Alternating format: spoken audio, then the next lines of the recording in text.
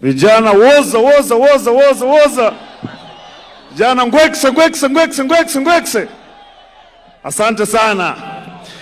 Your Excellency, the President, Dr. William Samoei Ruto, Cabinet Secretaries, dear Governors, Members of Parliament, na vijana wa kutoka hii North Rift. Vijana power! Vijana power!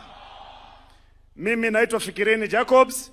Mimi ni kijana katibu wa vijana kwenye Wizara ya Vijana, Uchumi Bunifu na Michezo inayoongozwa na Waziri Salim Mvurya katika hii 5th administration ya His Excellency the President Dr. William Ruto. Your Excellency, kama PS wa youth, nataka nikupongeze sana kwa sababu ya project hii ya Nyota. 62 years of this country, project nyingi ambazo zimekuja taifa hili la Kenya zilikuwa lazima ziulize kijana amesoma kufika wapi. Lakini kwa mara ya kwanza katika historia ya mchanga wa taifa la Kenya umeleta project ambayo ina target mamia maelfu ya vijana ambao haijali kama walisoma ama hawakusoma, na ndio maana wamefika hapa, Your Excellency, kuanza safari ya kuwekeza katika biashara.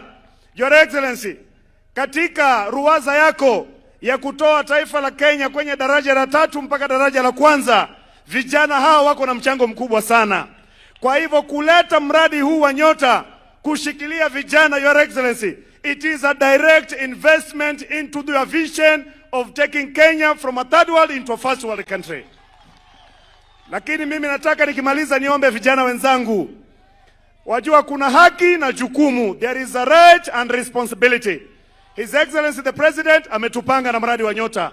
Mimi nataka niwaambie vijana, kama umeapply Nyota, tafadhali ukiitwa uende training ya BDS pia enda, ili ile nafasi ambayo umeipata wewe ikakosa mwenzako iwe haijapotea.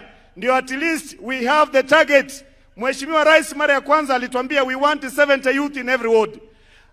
The intervention ya President ni kwamba after the huge application, hiyo namba iliongezeka hata ikafika 84. But in other words, we still had low response. Tafadhali vijana wenzangu, project imekuja, sasa ni jukumu letu kuembrace. If you apply for this project, please reach out and make sure you complete the cycle of response so that you benefit out of it. Ndo pale mbele tuseme pia sisi tumeomoka na rais. Vijana ngwekse. Asante sana. Asante sana vijana oye. Mnakumbuka during training tulikuwa tunasema Nyota, mnasema pesa mfukoni, si ndio? Nyota. Sasa tunataka kuingia katika ile kipindi ya fireside chat. Tulete viongozi na some of the beneficiaries tuongee kidogo tu kwa dakika